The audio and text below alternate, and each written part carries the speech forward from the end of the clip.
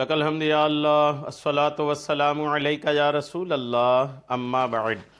سلسلہ ہے ناظرین کے سوالوں کے جواب دینے کا۔ ناظرین میں سے ایک نے ہمارے کسی ویڈیو کے کمنٹس میں یہ سوال لکھا ہے کہ رات کو نماز تہجد کے لیے اٹھے تھے کہ کسی نے آواز دے دیا، تو کیا تہجد کی نماز پڑھ سکتے ہیں؟ یہ ان کا سوال ہے، اور سوال کرنے والے اس کے سوال سے یہ بات واضح ہے کہ یا تو ان کا اپنا ذہن ہوگا یا وہ کسی سے سن رکھے ہوں گے کہ تہجد کی نماز کے لیے اٹھے تو چپ چاپ اٹھ کر کے تہجد کی نماز پڑھ لینی ہے، کوئی سے بات نہیں کرنا ہے، کسی کو پتہ نہیں چلنا چاہیے، کوئی دیکھ نہ پائے، کوئی آواز نہ دے۔ اس طرح کی باتیں وہ یا تو کہیں سے سنے ہوں گے یا ان کے اپنے ذہن کی یہ بات ہوگی، خود ایسا سوچتے ہوں گے، تبھی اس طرح کا سوال آیا ہے۔ حقیقت کیا ہے، شریعت کی روشنی میں اس کا کیا صحیح کیا غلط معاملہ ہے، انشاءاللہ میں واضح کرنے کی کوشش کرتا ہوں۔ آپ توجہ کے ساتھ پورا بیان سننے کی سعادتیں حاصل کیجئے۔ نماز تہجد کے لیے بہت ساری غلط فہمیاں لوگوں نے پال رکھا ہے۔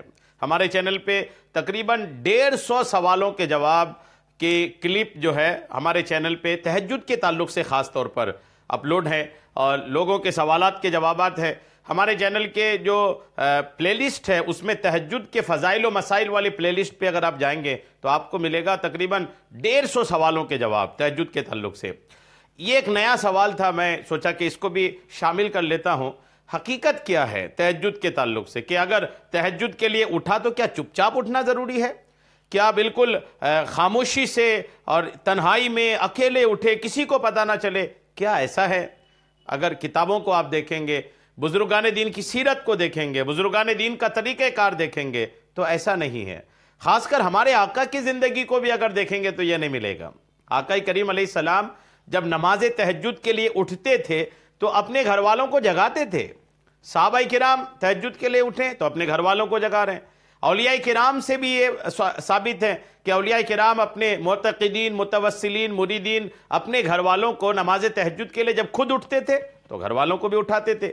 اب حضور سے لے کر صحابہ سے لے کر اولیاء کرام تک یہ سارے جب تہجد کے لیے دوسروں کو اٹھا رہے ہیں، اب جو ان کی آواز سے اٹھ رہے ہیں تو ان کو تو آواز دے کے اٹھایا جا رہا ہے نا، اور جب آواز دے کے اٹھائے جا رہے ہیں تو پھر تو سب کچھ ہے، بول چال ہے اور خاموشی نہیں ہے، آواز سے اٹھا رہے ہیں، ایک دوسرے کو اٹھا رہے ہیں، اٹھ رہے ہیں، گفتگو ہو رہی ہے، پھر تہجد کی نماز کے لے جا رہے ہیں۔ یہ تو آقا کے دور میں بہت چلن میں تھا، یہ صحابہ کے دور میں بھی یہ چلن میں تھا۔ تہجد کے وقت لوگ پابندی سے تہجد کی نماز پڑھتے تھے۔ اکابرین اولیاء کرام کو دیکھیں تو ان کا بھی ماجرا یہی تھا۔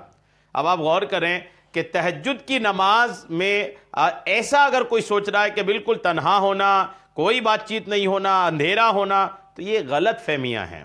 آپ تہجد میں اٹھ کر کے باضابطہ دیگر نمازوں کی طرح آپ برتاؤ کر سکتے ہیں، گھر والوں سے بات کر سکتے ہیں، اگر کوئی جاگ گئے ہیں تو گفتگو ہو سکتی ہے، کوئی اگر آواز دے دے تو ان کی آواز کا جواب دیں، سارا کچھ ہو سکتا ہے۔ تہجد کا وقت ہے، آپ تہجد پڑھیں، باقی سارا کچھ بھی چل سکتا ہے۔ اس کے لیے کوئی ایسا معاملہ نہیں ہے کہ کوئی آواز دے تو اب آپ تہجد نہیں پڑھ سکتے، اجالا ہو گیا آپ تہجد نہیں پڑھ سکتے، یہ غلط فہمی ہے۔ کسی سے بات کر لیے تہجد نہیں پڑھ سکتے، یہ غلط فہمی ہے۔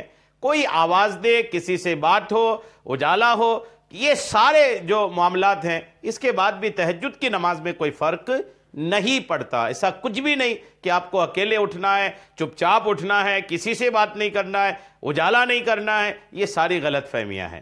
یہ اس کا شریعت سے کوئی لینا دینا نہیں ہے، کتابوں میں ایسی کوئی باتیں نہیں لکھی ہے۔